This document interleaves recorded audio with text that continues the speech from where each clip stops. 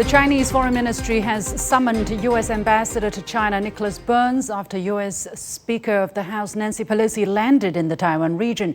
Chinese Vice Foreign Minister Feng called Pelosi's trip a willful act to violate China's red line and the China-U.S. joint communiques, the political foundation of bilateral ties. He also noted that the U.S. administration indulged rather than restrained Pelosi's trip. China has responded with multiple statements and live-fire drills around the island immediately after Pelosi landed in Taipei. What's the impact of her sneaky visit to Taiwan on cross-strait relations? What's the rationale behind China's reaction before and after she landed? Welcome to this special edition of The Point with me, Liu Xin, coming to you from Beijing Live. To discuss these questions and more, I'm pleased to be joined from Guangzhou, southern China, by Professor Chen Dingding with the School of International Studies at University, from Washington, D.C. by Peter Kuznick, History Professor and Director at the Nuclear Studies Institute of the American University, and from Islamabad, Pakistan by Senator Mushahid Hussain, Chairman of Pakistan's Senate Defense Committee. Gentlemen, the warmest welcome to the show. So, to highlight some of the reactions we're seeing this morning and since last night, upon her landing in Taipei, the Ministry of Foreign Affairs of China issued a statement which highlighted how serious the matter is in China's eyes. In Chinese, there were a series of 5 serious, the use of the word serious in 5 times in the first paragraph. For instance, it says this is a serious violation of the One China principle and the provisions of the 3 China-U.S. joint communiques. It has a severe impact on the political foundation of China-U.S. relations and seriously infringes upon China's sovereignty and territorial integrity. It gravely undermines peace and stability across the Taiwan Strait and sends a seriously wrong signal to the separatist forces for Taiwan independence. So let me go to Professor Chen here to talk about the visit itself. According to the published itinerary of Speaker Pelosi, she was leading a congressional delegation to Southeast Asian countries and regions, but it never confirmed that Taiwan was on the list of the itinerary, and the trip was never announced. We only knew for sure she was arriving only after her plane started to head north after heading east last night. A lot of people were watching on their phone closely. So why did she literally sneak into the island against all odds? Well, thank you, Liu Xin, for inviting me to be here first. And I think you used the right word, sneak, very well. I think this is her strategy to downplay, the kind of a violation of Chinese One China principle and our sovereignty and integrity. And of course, this political trick would never work. But from her point of view, I think she understood perfectly the seriousness of her, sneaking into Taiwan and all these political and other consequences of this sneaking visit. So I think she tried to downplay the seriousness of this matter, but I think it will not work because the U.S. government also understood very clearly from the very beginning how serious this could be for U.S.-China relations, for regional peace and stability. And now I think maybe she's regretting this whole event and behavior, but I think it's a serious violation of China, One China principle. I have been following you on the social media, and I've noticed you're one of the minority, I would say, who insisted from the very beginning that she would make the trip. What made you insist on that? What made you so sure that she would eventually carry it out? Well, remember back in April, sometime in April, she already leaked to the press that she could pay a visit to Taiwan back in April, but somehow she got infected by COVID, and then she had to cancel the trip to Taiwan. So we know from this kind of practice before, it's not easy to arrange a kind of foreign visit or this kind of international trip, right? So it had to be planned well advanced for several months. So for example, and also we back in April we already made an assessment that this midterm election coming in November, the Democrats would lose the House, and she will no longer be the Speaker. Next January when the next Congress convenes. So she had, if she wanted to go, she had a very limited time windows, so to speak, to go. So April not possible. Then back in in September there will be a very busy time for the Congress again for many bills. So if she had to go, the only possible open window is in the summer. So I think and then because of all other factors, her personal political considerations, and most importantly, we have to consider this in a very broader context, which is the U.S. government as a whole. By the way, Nancy Pelosi is part of the U.S. government. We normally talk about the executive branch, but she is part of the Right. legislation branch of the U.S. government. So it represents the U.S. government, mind and thinking. So I think the broader context is in the last few years, the U.S. has knowingly tried to elevate the so-called Taiwan status, trying to support Taiwan by providing weapons, by providing all sorts of help. Right. So this is inevitable. Let me get to my guest in America, Peter. How do you look at the sheer amount of work that they have put in? I mean, the delegation has put in, of course, with the backing of the U.S. military, to keep her safe on this trip that has been apparently against the advice of the military or, not supported by the president. We don't know any vocal support, but definitely he didn't stand out. Mr. Biden didn't stand out and speak against it. So why so much ado for exactly what? Well, the point you're making, I think, is correct, that most American leaders see this as a dangerous provocation and a reckless act on her part. Congress has been very quiet in the United States when it comes to foreign policy. They've been willing to open the floodgates of funding, whether it's for any of the wars the U.S. gets involved in or the wars the U.S. supports, but Congress has not been actively involved in policymaking when it comes to foreign policy. So the fact that she would assert herself this way at this time, in a way that seems to go against U.S. interests, really. The United States has been putting pressure on China not to give military aid to Russia and Ukraine. The United States needs China's goodwill in terms of climate change, in terms of policy, but U.S. policy toward China in recent years has been pretty hostile. And when it comes to Taiwan, this began really under Trump, and people thought that maybe Biden would step back and approach it a little more peacefully, but Biden didn't. He doubled down on what Trump was doing in terms of trade war, in terms of inviting the top Taiwanese delegate diplomat in the United States to the inauguration, in terms of increased military aid, high-level visits. And so this was a crisis that we saw coming, one that was totally avoidable. And the danger is that nobody appreciates and recognizes each other's red lines right now.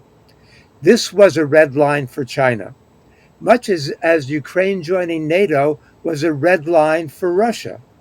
But we don't respect each other's red lines, which is why this has become so dangerous. I want to just mention the statement made by Antonio Guterres, the UN Secretary General, yesterday, and he spoke at the UN, the NPT review conference. Right. He said, humanity is just one misunderstanding, one miscalculation away from nuclear annihilation. And this is exactly the kind of provocation that can create, through miscalculation or deliberate action, the kind of dangerous scenario that could create this kind of catastrophe. Yeah. So it's an essential that cooler heads prevail and that we don't escalate this any further. Yeah. Mr. Hussein, Senator Hussein, I want to get your perspective, looking from a third party, from the way how the trip was organized, how her, she was taking U.S. Air Force planes, she was escorted by U.S. military forces, the kind of military resources put in, and the kind of messages coming out of her meeting already, and the kind of messages she was sending by visiting, for instance, the legislative branch on the island. Is this trip in any sense unofficial to you, as is claimed by the United States? Well, despite ostensible opposition by the Biden administration and their reservations, I think there's no doubt that there's a segment in Washington, D.C., which is very hawkish and which is keen to spawn a new Cold War. And I may add, just less than a year after the U.S. military defeat in Afghanistan last August, they are stoking up tensions in Asia. And I agree with the other colleagues on the panel that it is a deliberate, unwarranted, and unnecessary provocation. It's crossed a red line, and it's adding to the anti-China hysteria that we find in certain sections of the West. And I think for Pelosi herself, probably it's a last hurrah, because she's on the way out most likely in November. And I think domestic politics is one aspect. And then there's a broader context of geopolitics. As an Asian country, Pakistan is in West Asia, but we see the talk of Indo-Pacific strategy, we talk of an Asian NATO, Quad, AUKUS, and if you connect the dots, we are looking at the U.S. administration, or shall we say the U.S. military-industrial complex, looking for a new enemy in China, or trying to conjure up a so-called China threat. And they are trying to destabilize Asia by this visit, which I think was totally uncalled for and unwarranted. And it doesn't serve American interests, neither the interests of peace, security, and stability in Asia. There were some Taiwanese residents who protested in front of the hotel that Nancy Pelosi was staying, and I talked to one of them, which is Dr. Huang Zhixian, a senior Taiwan television commentator. Let's hear what she had to say this morning. 他没有资格来，就这么简单。没有资格来，就是。 Pelosi is not qualified to come. It's as simple as that. Taiwan belongs to China. China did not give you permission to come, but you came anyway. That's trespassing and setting foot in my house. This is the biggest insult, humiliation, and disrespect. Pelosi didn't say she supports Taiwan independence, but her actions convey that. The supporters of Taiwan independence are the enemies of China and Chinese people. 他的行为就是支持台独，支持台独就是中国人的敌人。 So very, very strong emotions there. And of course, a lot of people here on the mainland share exactly that kind of sentiment. Professor Chen, how do you see her trip impacting China-U.S. ties? Do you think there will be a lasting negative impact on bilateral ties because of this incident? Well, I'm increasingly afraid of such behavior. The impact you are talking about. I think given the global situation, given the past 3 years U.S. government increasing support for Taiwan under all sorts of excuses, so I'm afraid that that's going to be a sort of long-term trend. That means I'm afraid the U.S. government will continue to to increase support to Taiwan, and therefore to undermine the cross-strait relations, and also to undermine U.S.-China relations and the regional stability. I think Professor Peter just mentioned the Biden government just doubled down on the previous Trump administration's policy. So I think this is not good news. This will only lead to more frictions and the confrontations in the region. I think the cooler heads, I hope, will eventually reassess the impact of this meaningless trip. Right. There were a lot of call for military action here on the Chinese mainland. The Chinese people, a lot of people were very angry with this open provocation. But China's reaction, let's give people a brief idea. For instance, shortly before Pelosi landed, China's Su-35 fighter jets crossed the Taiwan Strait, and Chinese People's Liberation Army also started a series of drills in the air and water surrounding Taiwan immediately after she landed. This, of course, come after already several military exercises were taking place before she went on the trip as a kind of deterrence. So, Professor Chen, how do you look at China's official reaction so far on the military side? How moderate, how responsible, how appropriate in your eyes, and what could possibly be the rationale behind China's reactions? Well, first, I think it's very appropriate for Chinese military to initiate such actions. Again, because Pelosi's visit is a very serious violation of our One China principle and will lead to regional instability and other problems. So our military has to respond in a very resonant way to demonstrate our capability and our willingness to maintain a peace and prosperity in this region. So I think this message is very clear, but we only hope the U.S. government and Nancy Pelosi herself would hear this message well, and hope they would reassess the situation and come back to a more moderate approach toward this issue, and that would lower the instability level of the cross-strait situation and eventually U.S.-China relationship. Peter, how do you read into the reactions China has sent? Of course, very strong wording before the trip was made, but it seems that China didn't go all out in, trying to escort the plane or not prevent her from landing in Taipei or anything too dramatic, but rather took a toned down approach. How do you look at that, and how is that message being perceived in the United States? It's clear that we knew before this how angry China was about this. We knew beforehand how seriously China took this situation. But we also know that the Chinese leaders do not want a military confrontation. They don't want to escalate this to the point where there's going to be a military confrontation. So they're sending a very strong signal. They're responding militarily with these live fire drills. They're responding economically, sanctions against imports from Taiwan. They're responding with cyber attacks on Taiwan.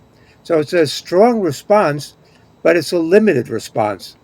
And as Professor Chen says, those of us of goodwill would like to see this calm down and see our governments working together again to solve the real problems that we all face.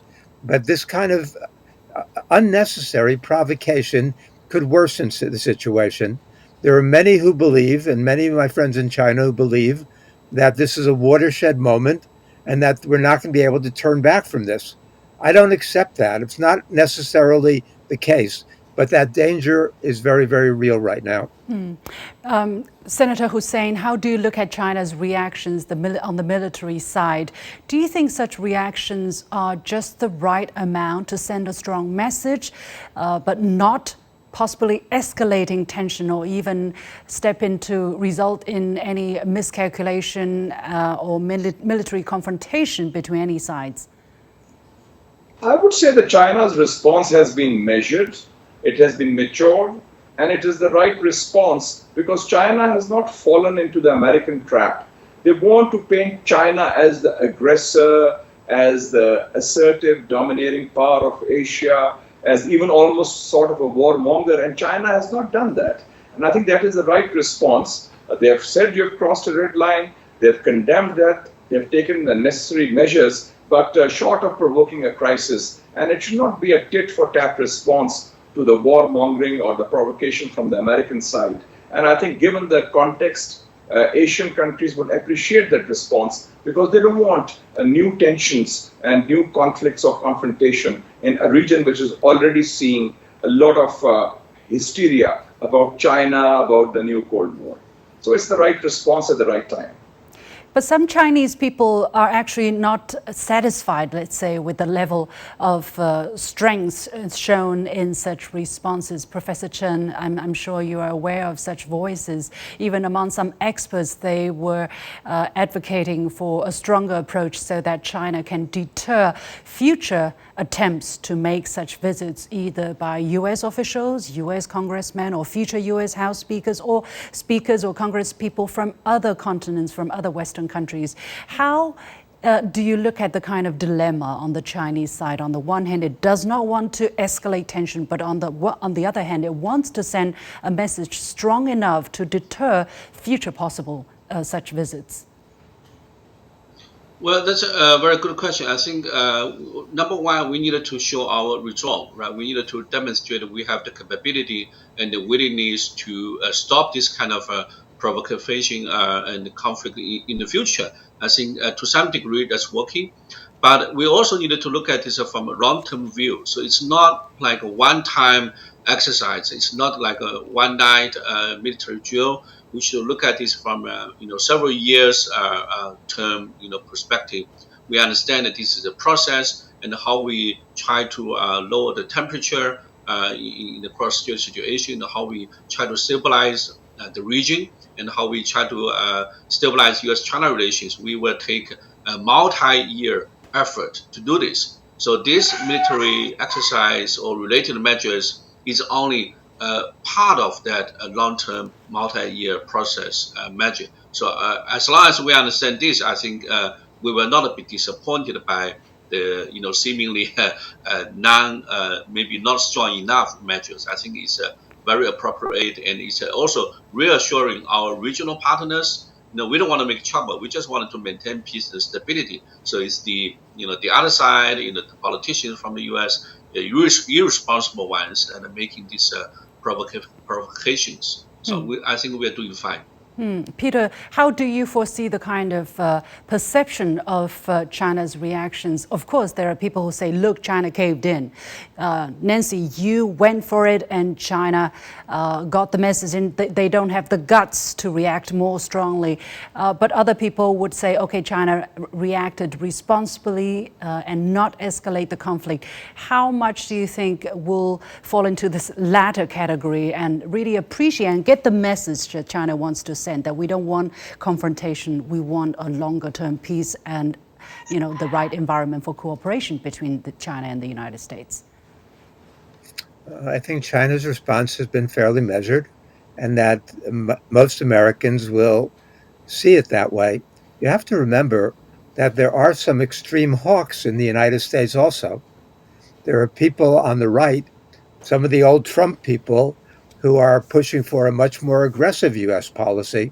We've had visits to Taiwan by Mike Pompeo, the former Secretary of State, Mark Esper, the former Secretary of Defense, and they don't like the one China policy. They want to recognize Taiwan's independence. And there are also military people in the U.S. who think that this is the time for the military confrontation, because the U.S. has about as strong an advantage now over China as it's going to have. China is increasing its nuclear arsenal, modernizing, more sophisticated, and other military capabilities.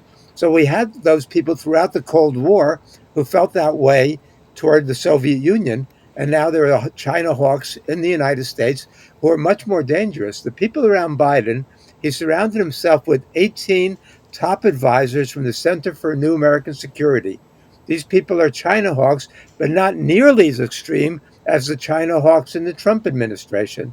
So they're more realist. We can work together, and I think that people on both sides need to be reaching out with diplomacy. It's a time for diplomacy, aggressive diplomacy. China's made its point. Everybody understands that. Now it's time to move diplomatically.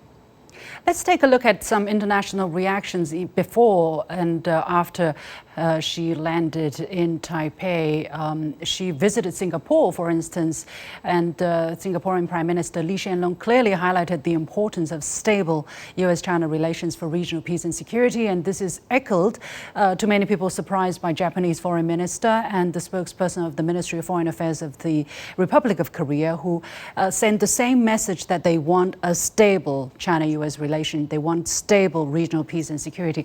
The United Nations also reiterated its support for the One China principle by mentioning the Resolution 2758 of 1971.